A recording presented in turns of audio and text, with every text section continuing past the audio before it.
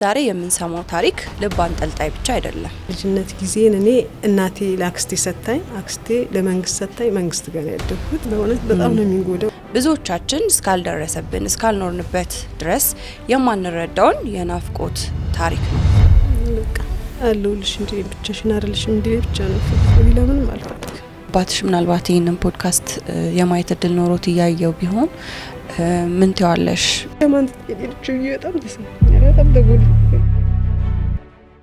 የማታውቀውን አባቷን ፍለጋ እዚህ ድረስ የመጣችውን እቴነሽ እንደሻውን ይዘን ቀርበናል። እስከ ፕሮግራማችን ፍጻሜ አብራችሁን ቆዩ። እቴነሽ እንኳን ደህና መጣሽ። ደመልህቅ እንግዲህ ብዙ ጥያቄዎችን ገና ከመሰረታቸው ወይም ከልጅነትሽ ጀምሮ ነው ማለት ነው የምጠይቅሽ። የት አካባቢ እንደተወለድሽ፣ ምን አይነት የልጅነት ጊዜ እንዳሳለፍሽ ንገሪኝ። እኔ እቴነሽ እንደሻው እባላለሁ። የወለደችኝ እናቴ ወይዘሮ ባዩሽ ሀብተ ማርያም ትባላለች። ያሳደገችኝ አክስቴ ወይዘሮ በሰሙ አይሊ ትባላለች። ያሳደገኝ አባቴ አቶ እንደሻው ጓንጉል ይባላል። የልጅነት ጊዜን እኔ እናቴ ለአክስቴ ሰጣኝ፣ አክስቴ ለመንግስት ሰጣኝ፣ መንግስት ጋር ያደግኩት። ማለትም ያው መንግስት ጋር ሳድግ ምንም ሳይጎልብኝ ሁሉ ነገር ተሟልቶልኝ ጥሩ በሚባል ሁሉም ተሟልቶልኝ ደስ በሚል ሁኔታ በቃ በጣም ደስ በሚል ሁኔታ ያደግኩት መንግስት ጋር ያደግኩት ማለት ነው። መንግስት ጋር ማለት የት ነው? ህጻናት አምባ የሚባል ቦታ ወደ አላቂ ወደ ዝዋይ ማለት ነው። የህፃናት ማሳደጊያ ድርጅት ነው ማለት ነው። ሶ እቴነሽ እንደሻው ያሳደገሽ አባት እንደሻው ያሳደገኝ አባቴ ያክስቴ ባል ማለት ነው። ያክስትሽ ባል። ስለዚህ አክስትሽንና ያክስትሽን ባል ነው ማለት ነው። እንደ እናትና እንደ አባት ተቀብለሽ ያደግሽው። ገና በተወለድሽ በስንት አመትሽ ነበረ እናትሽ የሰጠችሽ? እናቴ በህፃንነቴ በጣም ህፃን እያለሁ ለአክስቴ ሰጠችኝ። አክስቴ ደግሞ ለመንግስት ወስዳ ሰጠችኝ። መንግስት ጋር ያደግኩት ለመጀመሪያ ጊዜ እና አክስትሽና አጎትሽ ያንቺ ትክክለኛ እናትና አባት እንዳልሆኑ መቼ ነበር ያወቅሽው? እኔ ከልጅነቴ ያው አክስቴ ስላሳደገችኝ ከልጅነቴ አባት እንደሌለኝ አባቴ ይሙት ሂዳን እንደማያውቁ በቃ ያው እናቴ ብቻ እንዳሳደገችኝ ከልጅነቴ አውቃለሁ አባት እንደሌለኝ። ይሙት ሂዳን አናውቅም። ስለዚህ ከልጅነቴ አውቃለሁ። ስለዚህ በቃ ነፍስ ካወቅሽበት ጊዜ ጀምሮ ነግረውሻል ማለት ነው። አክስቴ ይሄን እየነገረች ነው ያሳደገችኝ። ስለዚህ አውቃለሁ። ያ ጥያቄ አይፈጥርብሽም ነበረ? አይ እኔ ምንም ስለ አባቴ ምንም ጥያቄ የፈጠረብኝ ነገር የለም። እኔ ማለት ብዙ ቤተሰብ ነው ያለኝ፣ ብዙ እህት ወንድም ቤተሰብ መሀል ስላደኩኝ እኔ ስለ አባቴ ምንም ጥያቄ ስሜት ተሰምቶኝ አያውቅም። ክፍተቱን አላስተዋልሽውም ማለት ነው? አዎ እኔ ምንም ስለ አባቴ ኖርም አልኖርም እኔ ስሜት አይሰጠኝ ማለት ስለ አባቴ ምንም አይነት የተሰማኝ ስሜት ተጽዕኖም አላደረብኝም። ምክንያቱም አክስቴ ያለች የአክስቴ ባል አለ። ያው እንደ አባትም እንደ እናትም ሆኖ ስላሳደጉኝ ምንም ስለ አባቴ የሚሰማኝ ስሜትም ተጽዕኖም አላደረብኝ። ለምሳሌ አሁን ልጅ ያለሽ ለምሳሌ ልጆች ከአባቶቻቸው ጋር ወደ ትምህርት ቤት ሲሄዱ ሊሆን ይችላል፣ በበዓላት ሊሆን ይችላል፣ ብቻ ብዙ የሌሎች አባቶች ሊታዩበት የሚችለው ሁኔታ ላይ ሲሆን አንቺ የሚሰማሽ ስሜት አልነበረም? ምንም እንደዚህ አይነት ስሜት አይሰማኝም። እናቴ በጣም ጥሩ እናት ናት፣ አባትም እናትም ሁሉን ነገር ሆና ስላሳደገች ሁሉ ነገር ስለምትሸፍንልኝ ሁሉንም ስራ ሟላችልኝ። ምንም አይነት ስለ አባት ምንም አይነት ስሜት የለኝም። ምንም ተጽዕኖም አላደረብኝም። እንደዚህ የአባት ነገር ራሱ ምንም ባይምሮኝ እንትን ብሎ አያውቅም። እሺ አሁን ይሄንን ጥያቄ የጠየቅኩሽ ምን ያህል ክፍተት በህይወትሽ ላይ ፈጥሯል የሚለውን ለመረዳት ስለፈለኩኝ ነው። አሁን ታዲያ ከዚህ ሁሉ አመታት በኋላ ለመፈለግ ስታስቢ ምን አይነት ስሜት ተሰምቶሽ ነው አባትሽን መፈለግ የፈለግሽው? አሁን እናቴ ከሞተች 4 አመት አልፏታል። እና እኔና ወንድሞቼ እናቴ ቤት ነው የምንኖረው። በዛን ሰዓት በቤት በጣም ተጣልተን ነበር፣ በቤት የተነሳ ማለት ነው። በዛን ሰዓት እነሱ የአንድ እናት የአንድ አባት ናቸው። እኔ ለእናቴ ብቻ ልጅ ነኝ። አይዞሽ። በዛ የተነሳ ያው መሀል ላይም ብዙ ነገር አሳልፌያለሁ። በጣም ብዙ ነገር ከምታስቢ በላይ አንዳንድ ነገሮች ያው ውስጤን ጎድተው አልፈዋል። ግን እነሱ ምናልባት ሊረሱ እኔ ማረሳው በጣም ውስጤን ጎዳኝ።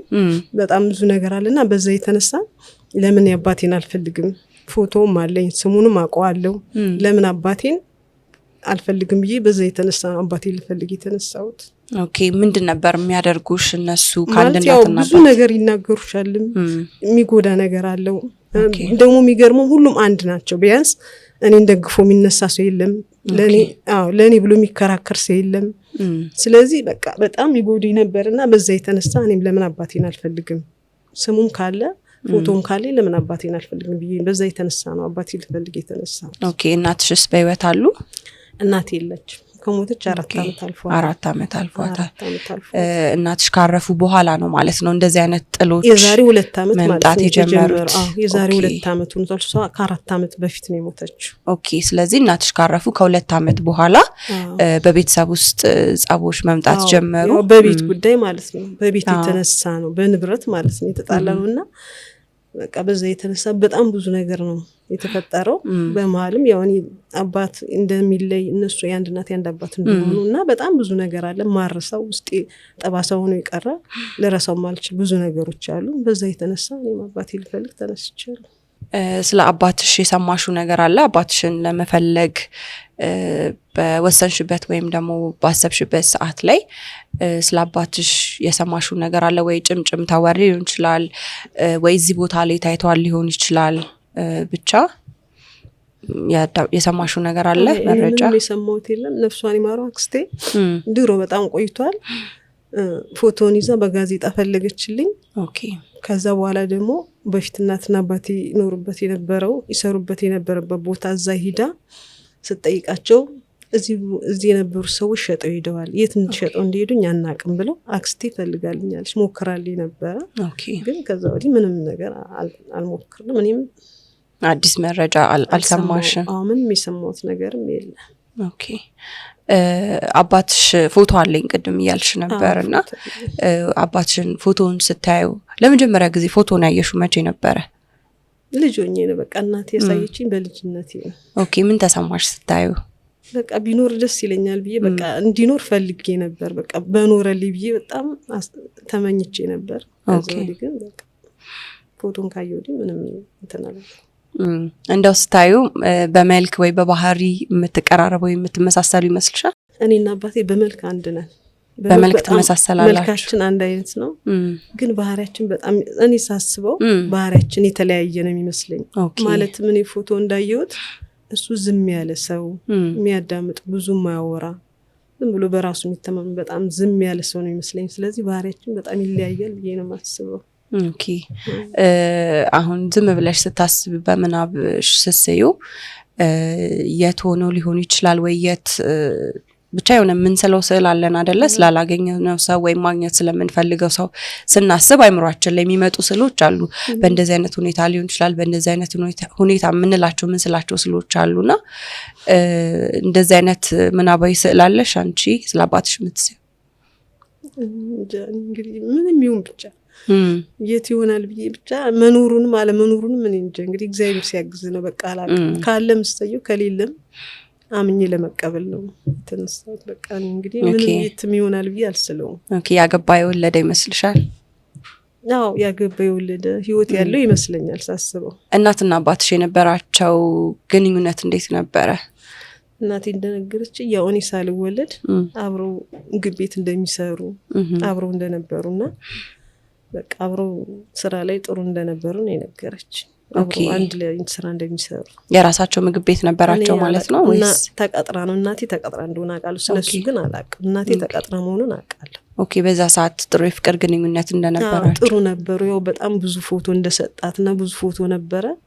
ከዛ በኋላ መጥፋቱን ካረጋገጠች በኋላ ሁሉንም ቀዳዳ ጠፋቻቸው። እንዴት ትንሽ ፎቶ ነው ያገኘሁት። ሌላውን በንዴት ቀዳዳ ጥፍታቸዋለች።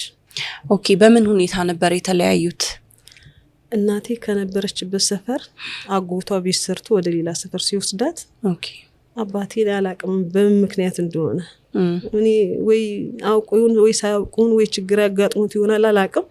እናቴ ወደ ሌላ ሰፈር ስትሄድ ተከትሏት አልመጣም። ያው እሱ እዛ ቀረ። በቃ ከዛ ወዲህ እናቴም ስለ አባቴ ምንም አታውቅም። በቃ እኔ እንግዲህ ወይ አስቡበት ወይ ችግር አጋጥሞት አላቅም። ወይስ እናትሽ ነግረውታል በዛ ሰዓት ላይ? አጎቷ ቤት ሰርቶላት ወደ ሌላ ሰፈር ስትሄድ ነግረዋለች፣ ግን ተከትሏት አልመጣም። ኦኬ አድራሻው እንደሆነ አላቅም። ችግር እንዳለበት ወይ እንጃ ብቻ ወይ ሆን ብሎም ይሁን እኔ ምን እንደሆነ አላቅም። በምክንያት እዛው ብቻው እንደቀረ አላቅም። አንቺ ምን ይሰማሻል? አባትሽ ሆን ብሎ ጥሎሽ እንደሄደ ታስቢያለሽ ወይስ ደግሞ አሁን እንደምትዩ በችግር ምክንያት? አላቅም በምን ምክንያት እንደሆነ አላቅም። ወይ ችግር አጋጥሞት ይሆናል ወይ ሆን ብሎም ሊሆን ይችላል። ብቻ እኔ አላቅም ውስጡን። ግን እናቴ ትቷት በመሄዷ እሱ ተከትሎ አስተናልደ በጣም ተሰምቷት እንደውም እኔ እንድወልድ ራሱ አትፈልግም ነበር። ኦኬ ነው በቃ ያው እግዚአብሔር ስራውን መጥቼ ነው እንጂ እናቴ እኔ እንድወልድ አትፈልግም ነበር። ኦኬ ምን ያህል እድሜ ላይ የነበርሽ ነው? እኔ ሳልወለድ ነው ብቻዋን ጥሏት ወደ ሌላ ሰፈር ሄደች። ኦኬ እርጉዝ ነበረሽ ማለት ነው በዛ ጊዜ? ማለት ነው እኔን ይዛ እኔን አርግዛ ወደ ሌላ ሰፈር ሄደች።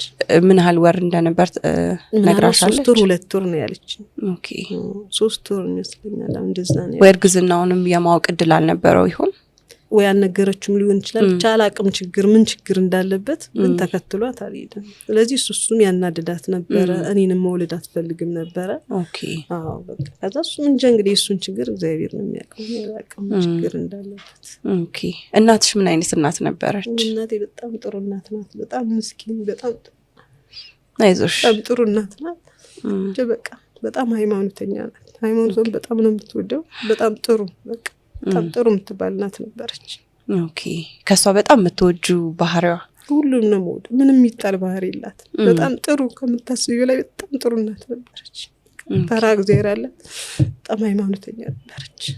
እናቴ አርፈዋል ብለሽ ነበርና ቅድም በስንት አመታቸው ነበር ያረፉት?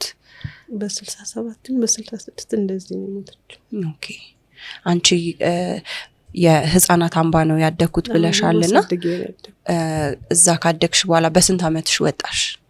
በ14 በ13 አመት ያን ያልቆይቼ ወጣሁት። ከዛ በኋላ ከእናትሽ ጋር የመኖር እድል ነበረሽ? በቃ እናቴ ጋር ነው የኖርኩት። ኦኬ ከዛ በኋላ ያለውን እድሜሽን ከእናትሽ ጋር ነበር ያሳለፍሽ? ከሷ ጋር ነው የኖርኩት። ኦኬ እናትሽ ስለ አባትሽ ታወራ ነበረ?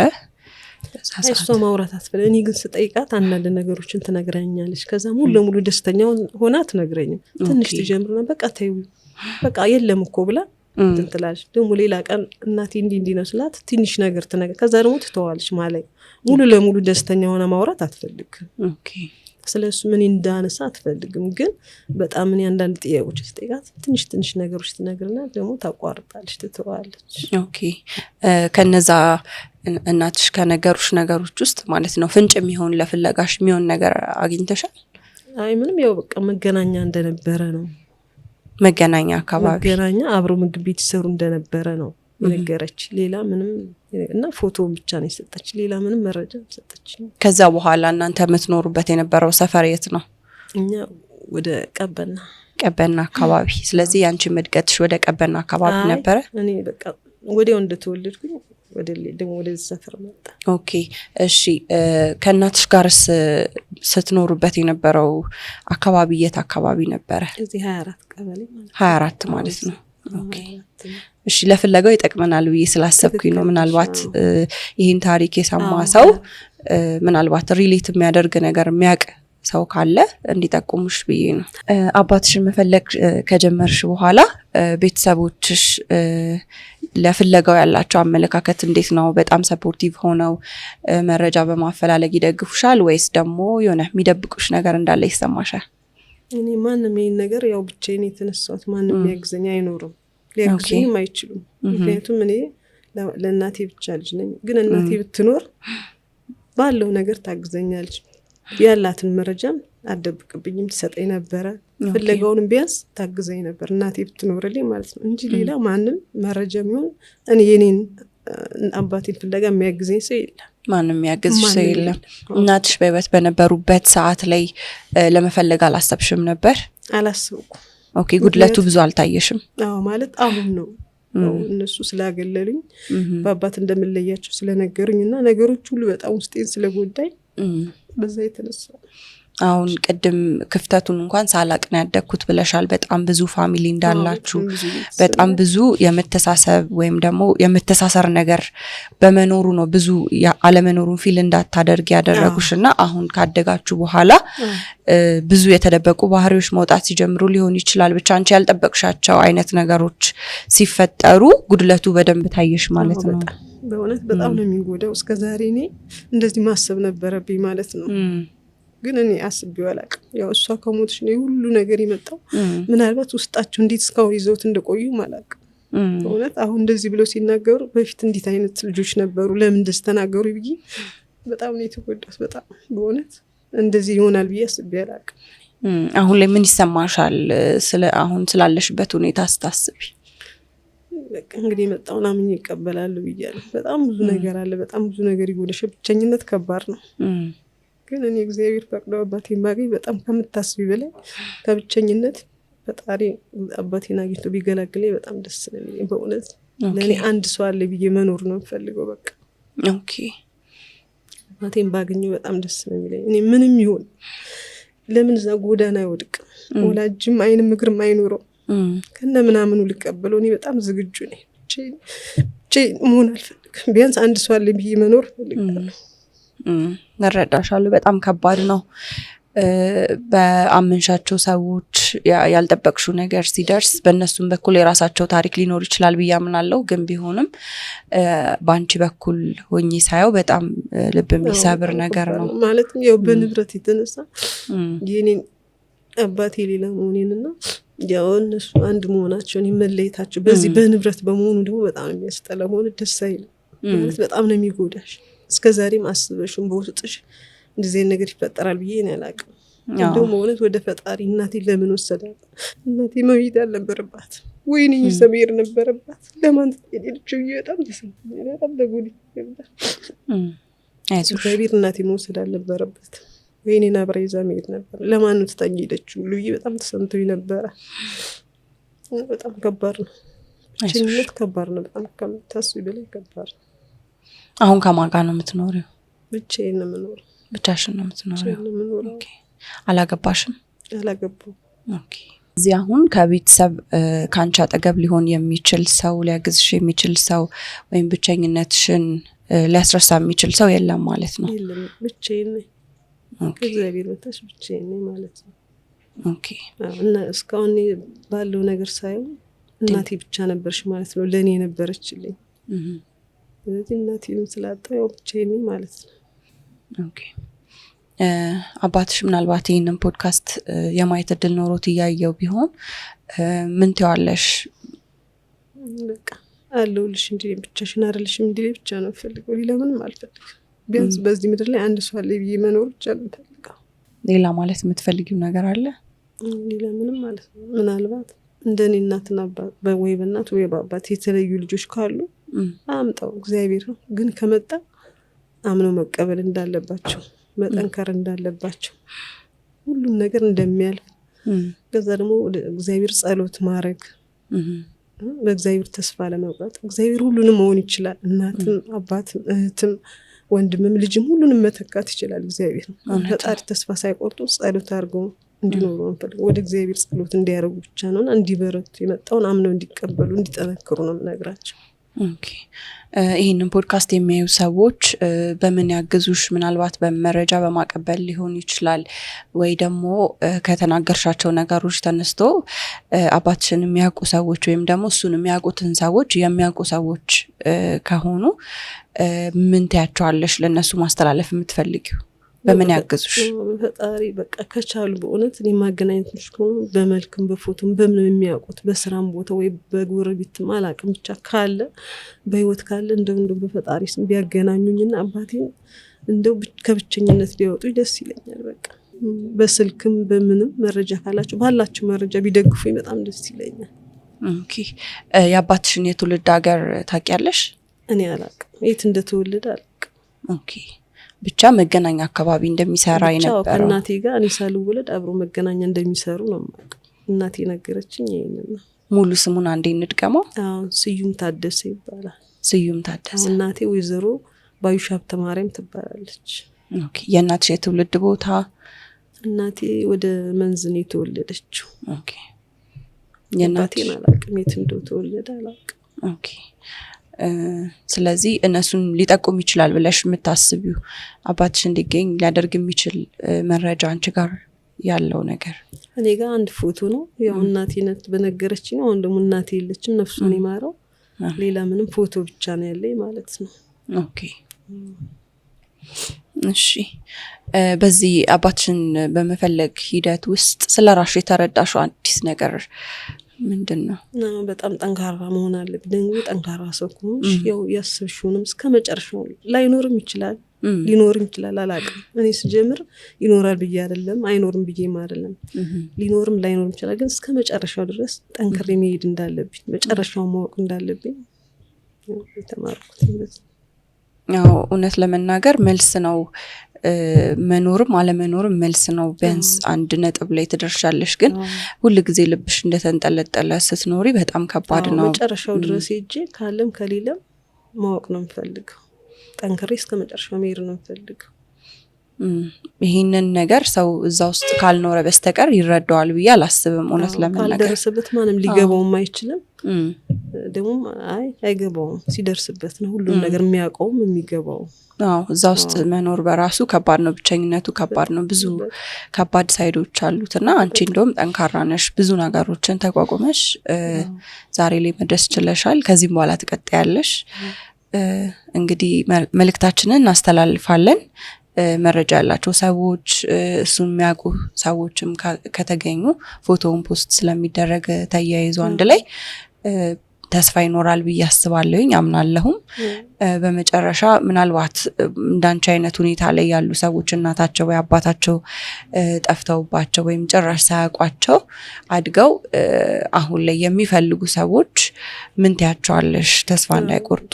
በቃ በእግዚአብሔር ተስፋ አድርገው እንዲፈልጉ ያላችሁ ትንሽ መረጃ ካለቻቸው ያችን ይዘው ከፈጣሪ በታች ጠንክረው እንዲፈልጉ፣ ሊሆንም ላይሆንም ይችላል፣ ግን በቃ መጨረሻውን ማየት እንዳለባቸው ጠንክረው እንዲፈልጉ፣ ከእግዚአብሔር ጋር ጠንካራ ሆነው እንዲፈልጉ ነው የምመክራቸው።